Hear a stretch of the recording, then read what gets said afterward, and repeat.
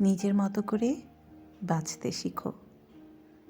কারো কাছে তুমি নগণ্য, কারো কাছে তুমি জঘন্য, আবার কারো কাছে তার সবটাই তুমি।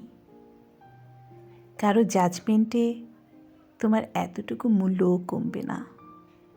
তুমি ন্যাকা, তুমি বোকা, তুমি রাগী, তুমি অহংকারী। আসলে এর কোনোটাই তুমি নও। তুমি তাদের কাছে ঠিক তেমনই, যেমনটা তারা ডিজার্ভ করে।